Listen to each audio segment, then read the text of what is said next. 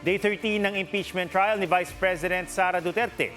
Sa muling pagtestigo ni dating State Auditor Attorney Roderick Wamil, kwestiyon ni Senator Judge Amy Marcos kung may pananagutan nga ba si Vice President Sara Duterte, gayong hindi naman ang BC ang mismong may hawak ng confidential funds.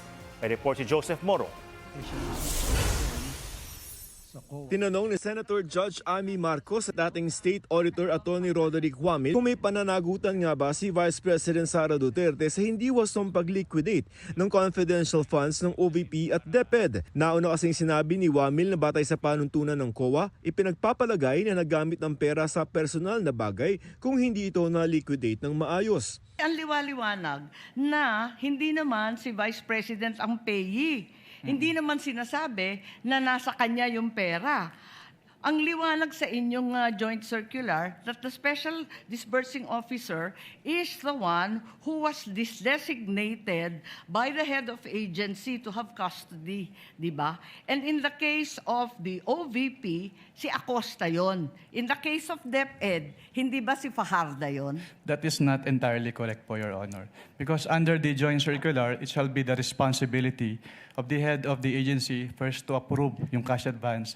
Pangalawa, to oversee yung agency-wide utilization. Pangatlo, to ensure compliance with the joint circular. And also po, inattest din po ni OBP yung... Unresponsive po, is there a COA finding na ninakaw ang confidential funds doon sa various AOMs and notice? Meron bang sinasabi doon na ninakaw? It was stolen? There is a prima facie evidence na nagamit po siya for personal use or benefit under the joint circular. Git ni Wamil, pananagutan ng pinuno ng ahensya ng gobyerno na matiyak na nagamit ng tama ang pondo ng opisina niya. Ang sabi doon, head of agency or person designated. Oo, ang liwanag sa definition ng joint circular. Mag-yes or no ka lang, kanina ka pa inaaway mo ko lagi.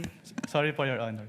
But hindi po ako pwedeng mag-answer categorically since yun nga po yung provision. Lumabas din sa pagdinig na ipinababalik ng COA sa Office of the Vice President ang mahigit 73 million pesos na pera ng gobyerno. Hindi raw kasi nakapagpakita ang OVP ng pruweba ng pinagkagastusan ng pondo. Kapag naging final na po, on the level pa lang po ng COA, ay dapat na po siyang bayaran. Even if there is a pending petition with the Supreme Court, hindi po siya may stay unless may TRO po. Pagsisiwalat pa ni Wamil, imbes na official receipts mula sa mga pinagbilhan, acknowledgement receipts o papel na pinapipirmahan sa taong tumanggap ng cash o in-kind lamang ang ipinasa ng OVP. Masasabi mo bang standard practice yan ng iba pang mga ahensyang iyong na-audit?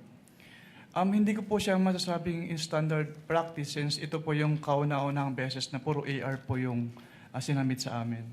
Ang OVP lamang din daw ang naranasan ni Wamil na tumangging tanggapin ang unang audit observation memo na naglalaman ng mga paglabag sa liquidation rules. Wala daw pong mag-receive. Nangyayari ba yan na hindi tinatanggap ng ahensya? Yan po yung first time na nangyari po, Your Honor. So, that's unusual. Yes po, that's unusual po. Dagdag pa ni Wamil sa pulong ng OVP at COA noong September 2023, hiniling ng kampo ng BICE na imbes na audit observation memo, baka pwedeng audit query na lamang ang ibigay sa kanila. Tumanggi raw ang COA dahil labas ito sa proseso.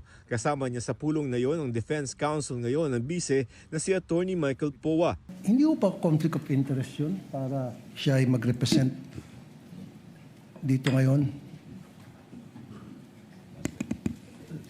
sa natin, pinag-uusapang confidential funds when in fact, siya mismo pumunta doon sa COA office para makipag-usap sa kanila. I believe there is no conflict with respect to that given that he is not the one in trial in this case. If you could just give me maybe 2 minutes to just give context to that meeting. Unfortunately, counsel, no. You will have the appropriate opportunity during your presentation of evidence.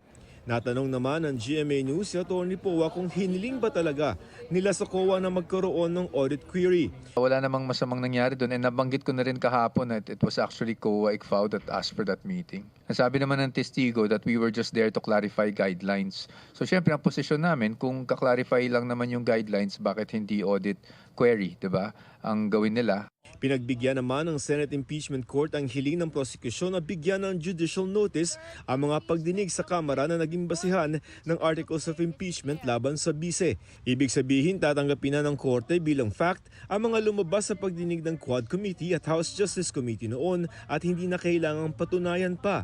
Mas mapapabilis daw kasi nito ang paglilitis.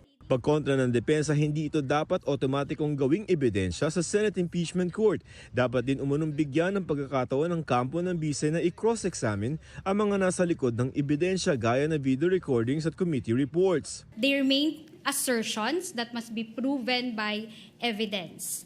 It is not a substitute for the presentation and formal offer of competent evidence, nor does it dispense with the applicable rules on authentication, hearsay, relevance, and the right of the respondent to object and confront the evidence presented against her.